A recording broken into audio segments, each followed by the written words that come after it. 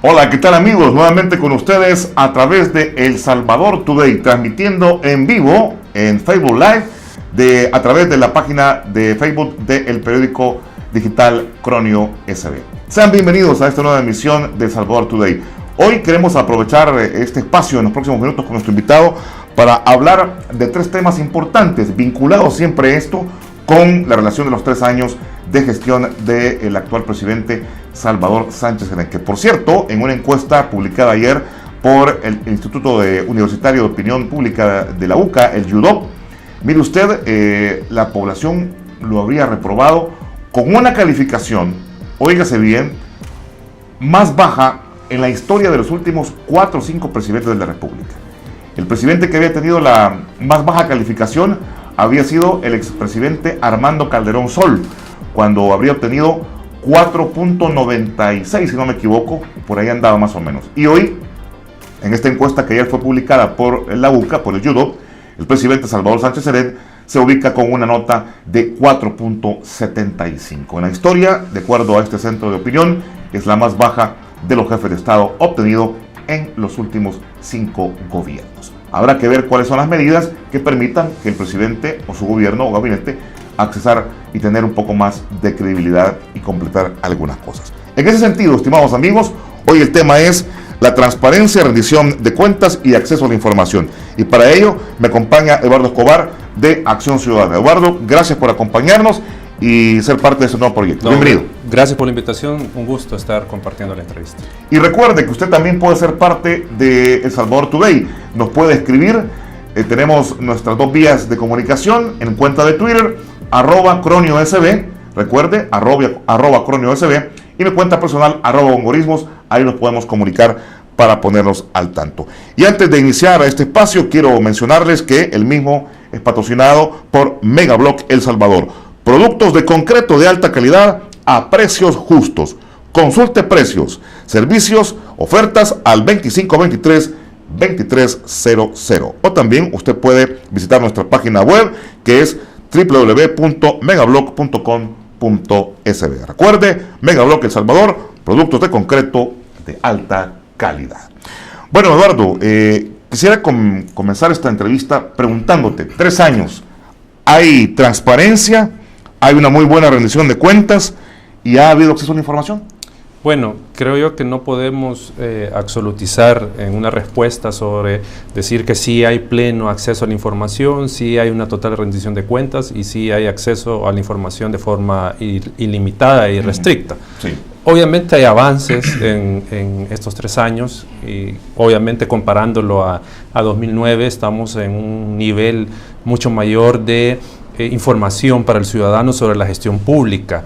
Aunque esto no quiera decir de que existan resistencias de parte de diferentes órganos estatales a rendirle cuentas a los ciudadanos, a entregar la información y obviamente a ser más transparentes. ¿Hay resistencia? ¿Por qué resistencia se percibe? Lo que pasa es de que todavía hay una concepción que la información que es pública pertenece a los funcionarios.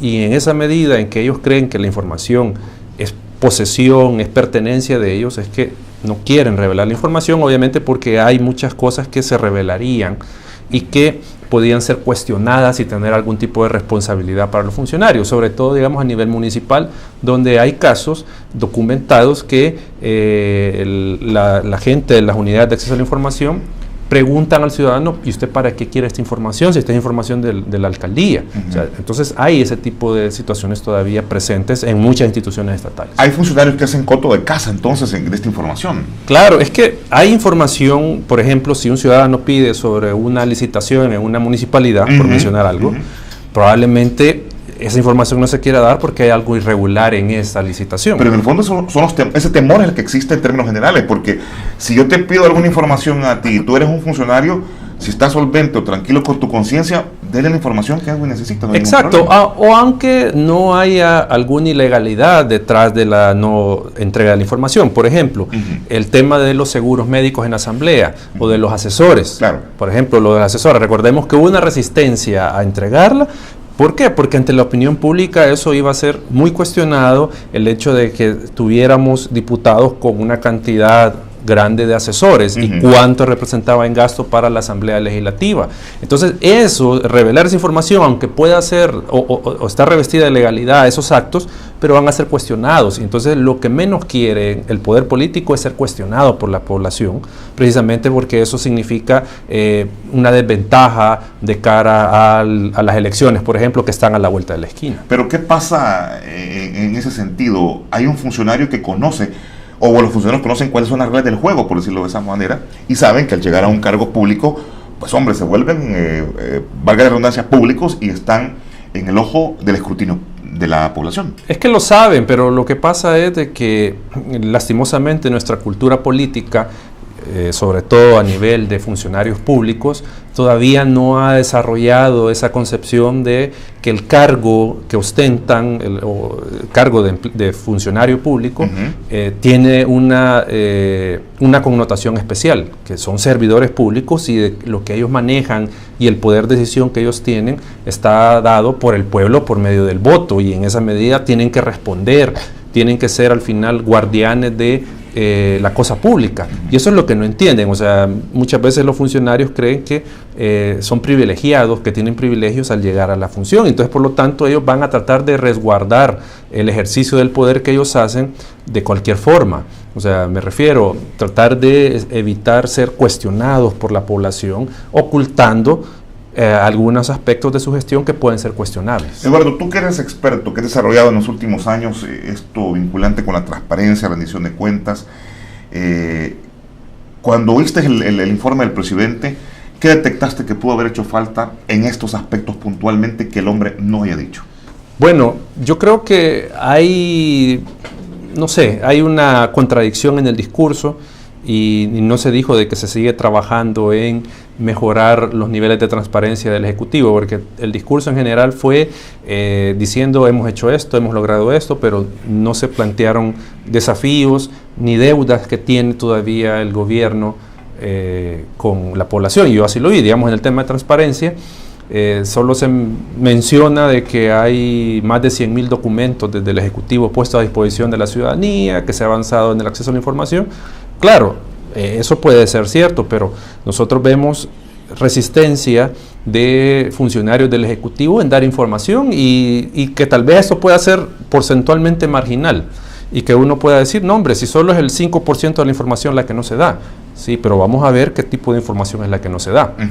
O sea, por ejemplo, en el tema en el que yo estoy vinculado, no se quiere dar la información sobre los donantes de los partidos. No obstante, hay resolución del Instituto de Acceso a la Información que ya le ordenó al ministro de Hacienda entregar la información. Entonces, y ahí podemos mencionar otros casos. La resolución del Instituto respecto de el Estado Mayor, que tiene que dar información sobre las bitácoras de los operativos militares, que hay ahí una resistencia a entregarla, y podemos mencionar otros casos, pero a lo que voy yo es que al final ese tipo de casos y cómo ir mejorando en el acceso a la información, eso al menos en el discurso y lo que yo he escuchado está ausente. Bueno, hay una lista que digamos se ha obtenido por diferentes medios en las que señalan puntualmente qué partes el presidente no se refirió. Y te lo comento porque también puede ser objeto de análisis en este momento. Por ejemplo, él no explicó el recorte de 14 millones al Tribunal Supremo Electoral. ¿Tendría que haberlo hecho el presidente? Yo creo que tal vez no explícitamente, pues porque era un informe general el que tenía que dar a la nación. Sí. Creo yo que, digamos, el tema de transparencia y rendición de cuentas sí es un gran eje que se pudo haber abordado con mayor profundidad y como decía yo hace un momento, planteando los desafíos, los retos que todavía tiene el Ejecutivo y los errores que obviamente hay que corregir. Eso creo yo que no se dijo. Y digamos, el tema del Tribunal Supremo Electoral ya es una cuestión muy específica, pero que obviamente al final tiene una trascendencia porque estamos hablando del proceso democrático, una parte fundamental del proceso que son las elecciones. Entonces, podemos comenzar a decir, incluso los datos que se dieron, eso habría que contrastarlo con la realidad y ver si son ciertos. Ya, por ejemplo, el Faro cuestionaba dato por dato los que no eran correctos. Entonces, hay varios elementos que estuvieron o que pueden ser cuestionados del discurso. se evalúa el trabajo, lo que se ha hecho, y comenzaba este programa haciendo referencia a la encuesta de la UCA. Cuando se ve una calificación como esa por parte de la población, que la encuesta, para muchos que aquí han venido acá, dicen es que son una radiografía del momento, pero esto en este caso es una radiografía del momento, una foto del momento, perdón, que es fuerte, es contundente, y le da una ponderación a un jefe de Estado que obviamente, si fuera La Paz, la reprobara totalmente, sí, y no va a pasar al siguiente año. Entonces, ¿qué pasa con esa credibilidad o con ese ejercicio que debe de tener claro el presidente? No para quedar bien con todos, pero por lo menos que la población perciba que se está haciendo y que se está avanzando. Yo creo que en esto no solo hay que quedarnos con la evaluación que hace la UCA de la gestión del presidente, sino que veámoslo desde el punto de vista institucional. La institucionalidad democrática sale mal evaluada en esta encuesta, porque vemos, hay desconfianza en los partidos políticos. Bastante. Pero sí, exagerada. Sí. Como el 63% aproximadamente. Sí, no me recuerdo, sí, pero son datos que uno... Y que son constantes, o sea, no sí, es como... No es nada nuevo. No es nada nuevo, o sea, hay una desconfianza, sale, si no me recuerdo, la Corte Suprema sale más o menos evaluada, pero lo que quiero decir es que el problema acá es que este tipo de encuestas lo que reflejan es el descontento de la población con sus condiciones de vida, con la situación del país y con el ejercicio del poder político que hacen nuestros funcionarios. Y entonces, como digo, no solo es en el tema del presidente, que obviamente por un sistema presidencialista se le va a dar preponderancia a la figura del presidente, pero no, hay que ver las funciones que hace el legislador, o sea que también tienen un papel importante en el sistema político, y en esa medida el tema acá es la poca, y lo que no le debe preocupar es la poca credibilidad y confianza en el sistema político en general, porque incluso si vemos las preguntas que tienen que ver con la Policía Nacional Civil, la población tiene desconfianza de esta institución creada a partir de los acuerdos de paz y que supuestamente tiene o nació bajo otra lógica de seguridad ciudadana,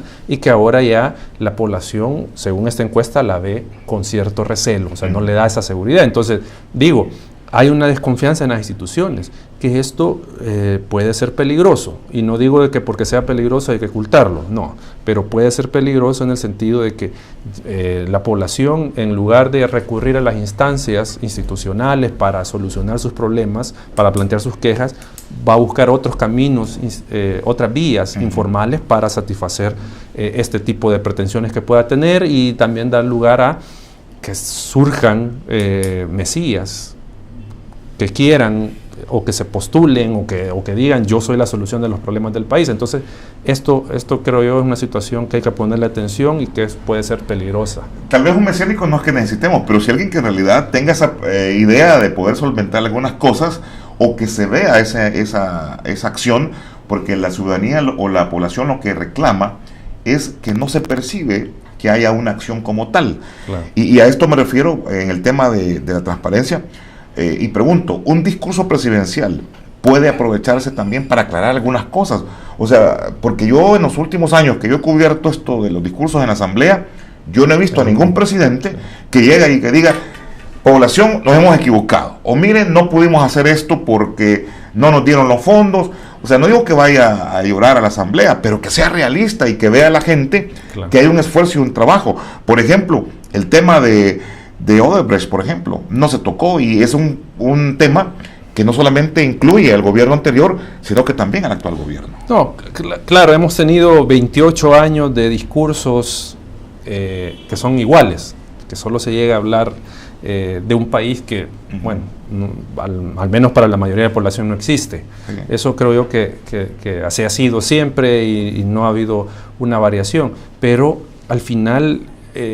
como usted dice, el tema ahora es que hay una ciudadanía un poco más informada, no toda, pero mayoritariamente un poco más crítica, y en esa medida tiene que repensarse este tipo de actividades que más pareció pues un formalismo, el llegar y decir, bueno, esto es lo que he hecho en toda la gestión, a plantear soluciones y medidas. Por ejemplo, el tema de acuerdo fiscal que se mencionaba ahí, no se habló de un pacto de nación en otros términos, o sea, no solo en un tema fiscal, no se habló de cómo se va a aprovechar la presencia del enviado de Naciones Unidas, Benito Andión, o sea, qué ruta, qué metodología, qué acciones se van a tomar para llegar a acuerdos de nación en diferentes temas. O sea, eso creo yo que también fue uno de los temas ausentes del discurso del presidente. Bueno, voy a hacer la primera pausa y cuando regresemos, yo creo que hablemos un poco sobre el tema también de la rendición de cuentas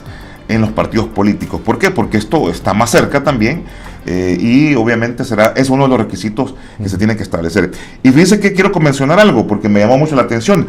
Ayer yo vi un Twitter del secretario de Transparencia en el que él puso ¿qué opinaba usted si es un aportador de dinero para los partidos políticos y si no habría problema de que a usted se identificara como tal? Entonces me gustaría tener tu opinión sobre esto, porque que un secretario pues esté pues planteando esto me llama mucho la atención, ¿verdad? Así que vamos a ir a la pausa y cuando regresemos obviamente vamos a hablar sobre esta temática. Pero antes de ir a la pausa, yo solamente quiero hacerle un recordatorio a usted, estimado amigo que nos está viendo a esta hora. Recuerde, Megablock El Salvador, productos de concreto de alta calidad, con precios justos. Consulte precios, servicios, ofertas al 2523-2300. Nos puede buscar también en nuestra página web, que es www.megablock.com.sb. Ya regresamos.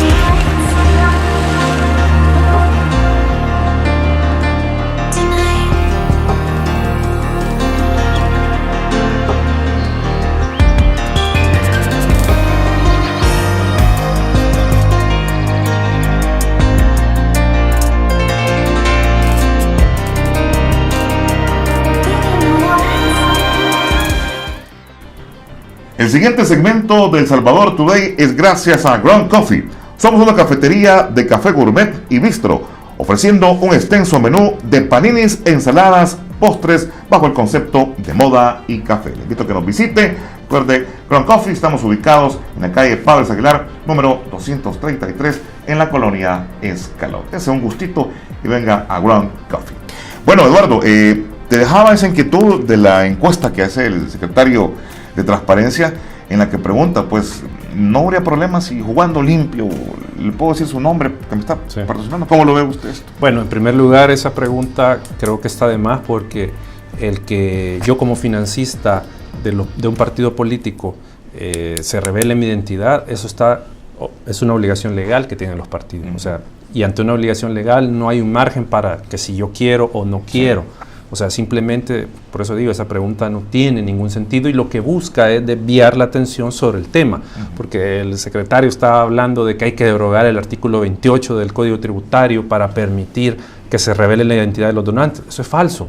O sea, ya los partidos han revelado información y luego el Instituto de Acceso a la Información, al resolver el caso que yo planteé como miembro de Acción Ciudadana para que Hacienda revelara los donantes que tenían reportado los partidos políticos, ya el instituto dijo información pública, que no le aplica el secreto fiscal como ahí, el tributario, como ahí se establece en este artículo. Entonces, es más una medida o forma de querer justificar el incumplimiento en que está incurriendo el ministro de Hacienda en no entregar la información. Y esto es lo que nos lleva al final, y que yo lo digo con mucho respeto al secretario, pero no hay que jugar con la inteligencia de la población. O sea, siento yo que se está pareciendo a funcionarios de gobiernos anteriores que engañan a las personas con lo que mencionan. Entonces, creo yo que esto es al final, como digo, algo censurable el que se esté haciendo este tipo de cuestionamientos. Pero más allá que tal vez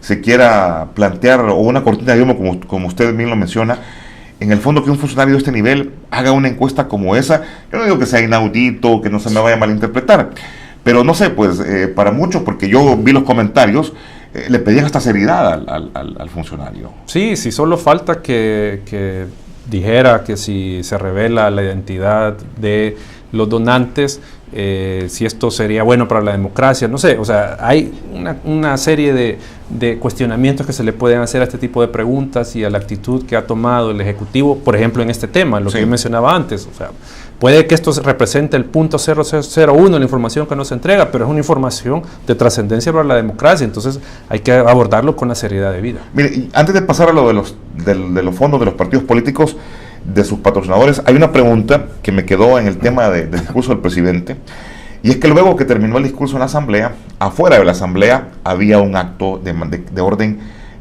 más público, más partidario si quiere, pero hay un señalamiento que se ha hecho por diferentes sectores, la participación del alto mando de la Fuerza Armada. Desde Acción Ciudadana, ¿ustedes consideran que el que haya participado el alto mando de la Fuerza Armada en esta actividad viola el artículo 211 de la Constitución? Bueno, fue sin lugar a dudas el acto que vimos afuera de la Asamblea Legislativa, un acto totalmente partidario. Eso no fue un acto de rendición de cuentas al pueblo, o sea, eso es un acto de militantes de un partido político al cual pertenece el presidente. Y en esa medida fue indebido de que el alto mando de la Fuerza Armada participara y estuviera presente en dicho acto. Obviamente, como parte del gabinete de gobierno, tenía que estar presente en la actividad de rendición de cuentas de la Asamblea Legislativa, pero afuera no. Entonces, sin lugar a dudas fue indebido y habría que ver si eso conlleva algún tipo de responsabilidad, al menos ética, para el titular de defensa, porque no tienen que estarse mezclando la política con la actividad de la de la Fuerza Armada. Ya recordemos lo que generó el que la Fuerza Armada se vinculara en política. Bueno, y se lo pregunto porque ¿qué pueden hacer ustedes como Acción Ciudadana? O sea, o si van a tomar alguna iniciativa, porque el artículo 211 dice: la Fuerza Armada es una institución permanente al servicio de la nación, es obediente, profesional, apolítica y no deliberante. No, sin lugar a dudas, o sea, hay que analizar, nosotros no lo hemos hecho en realidad, para ser sinceros, qué podría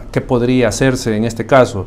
Lo que sí digo es, hay obviamente una acción indebida de las autoridades de defensa al participar en un acto político partidario. O sea, no tendría que haber estado ahí la Fuerza Armada, tiene que estar al margen de este tipo de actividades en realidad. Bien, pasemos al otro tema, Eduardo, con relación a la rendición que tienen que hacer los partidos políticos de quienes son sus financistas. ¿Cómo marcha ese proceso? Ustedes han sido muy señalativos y muy contundentes en este punto en particular. Bueno, ahí creo yo que hay que dividir en etapas esta situación, 2015 y 2016. Nosotros hemos solicitado información sobre la campaña 2015 y luego solicitamos sobre el año 2016. La información de 2015, pues haciendo un breve resumen, se nos entregó de forma parcial, muy parcial. Por ejemplo, en el caso del Partido Arena, no se nos entregó la mitad de la identidad de los financistas del partido en 2015. En el caso del FMLN no se nos entregó más del 90% de esta información. O sea, hay información ahí que falta y que es sustancial. Esto llevó al final a procesos ante el Tribunal Supremo Electoral, que les impuso sanciones económicas, multas a los partidos. Nos llevó hasta la Sala de lo Constitucional y la Sala obviamente suspendió el financiamiento de los partidos políticos, que hasta esta fecha está suspendido. Fuimos al Instituto de Acceso a la Información para que se nos entregara información que tenía en su poder Hacienda, y ya sabemos, el instituto falló a nuestro favor, pero el Ministerio de Hacienda ha recurrido a la Sala de lo Contencioso Administrativo para evitar entregar esta información bajo la figura del secreto tributario. Bueno, esa es la historia de 2015. O sea, ahí todavía estamos en una, no le quiero llamar batalla legal, pero estamos en un no hay avances. Proceso legal ahí para obtener esta información. Sí. Y en 2016 la cosa para bien cambió. Los partidos políticos, no sé si porque no era año electoral, pero a excepción del FMLN, nos entregaron la información sin ningún problema. O sea, lo que aparece en sus balances y en sus estados de resultados de donaciones o de aportaciones que hicieron particulares, pues al final se revela casi toda esa información. Entonces hay como dos caras de la misma moneda sobre el tema. 2015 y 2016. En 2015 una negativa total, resistencia a entregar, y 2016 que se dio la información. Hay gente que nos está viendo en este momento y pregunta, ¿de qué me sirve a mí como ciudadano el hecho de saber quiénes son los auspiciadores de un partido político si al final no es nada sustancial? O sea, ¿de qué me sirve? Preguntan esto. Bueno, en primer lugar, el conocer el financiamiento de los partidos políticos, lo que le sirve al ciudadano es que va a conocer cuál es la relación que tienen los políticos de su partido o los políticos de otro partido con el poder económico. Y en esa medida, al conocer cuáles son esas relaciones entre el dinero y la política, puede el ciudadano entender y ver por qué se toman las decisiones que se toman en el sistema político. Es decir, por mencionar un ejemplo, hay una actividad de un sector que genera efectos nocivos para el medio ambiente, por decir algo. Un grupo empresarial que puede generar efectos de contaminación ambiental. Entonces uno puede preguntarse, bueno, pero ¿por qué desde la Asamblea Legislativa o desde las instituciones estatales que les corresponde velar por el medio ambiente no se hace nada?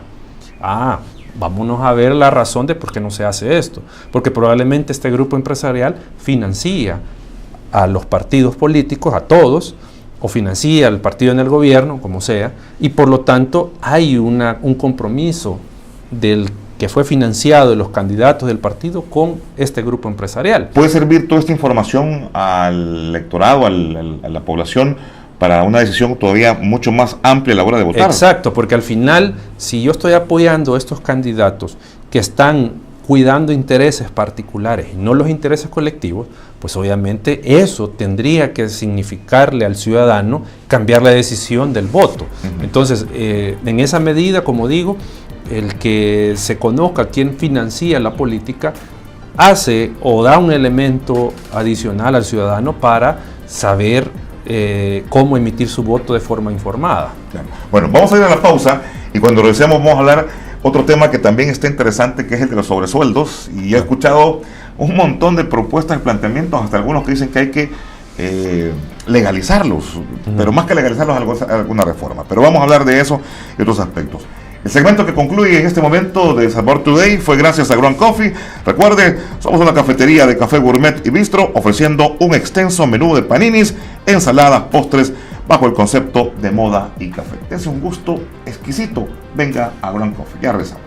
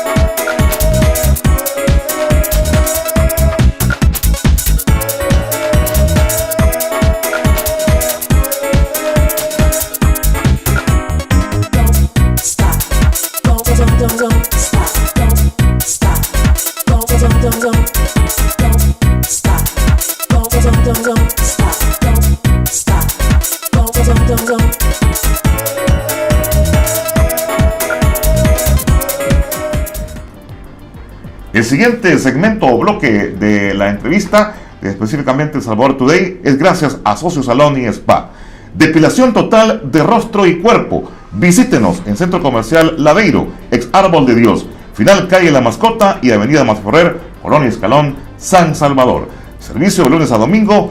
Para consulta usted puede marcar el teléfono 2564-8693. Socio Salón y Spa. Este también un gustito, mire, vaya y hay corte de cabello, hay faciales. Usted que le gusta andar bien elegante, muy guapo o muy guapa, vaya a Socio Salón y Spa, que es otro de los clientes de El Salvador Today. Sobre sueldos, un tema que de una u otra forma no es nuevo, sí, pero se saca en momentos coyunturales como este, pre-campaña, cuasi campaña, pero sin embargo hay declaraciones que mueven un poco, que trastornan o que dicen, bueno, entonces, ¿qué está pasando? Hay gente que ha dicho que se han merecido los sobresueldos. Entonces, éticamente y moral, ¿esto es correcto o no? Bueno, obviamente desde el punto de vista ético no, porque un funcionario público, una persona al aceptar un cargo público ya sabe el salario que tiene asignado su cargo. Y en esa medida, pues, aceptar una remuneración que no está comprendida dentro de la ley implica, pues, al final que la probidad de esta persona se puede poner en duda, porque está recibiendo dinero que no le correspondía recibir.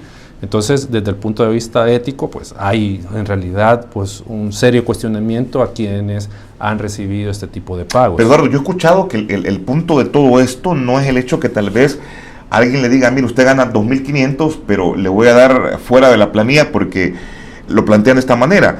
Yo le puedo decir a usted, mire, quiero que sea funcionario. Ajá, ¿cuánto me vas a cobrar? Deme 5.000, mira, te puedo pagar 2.000, pero por fuera o por el fondo de casa presidencial te voy a dar el resto.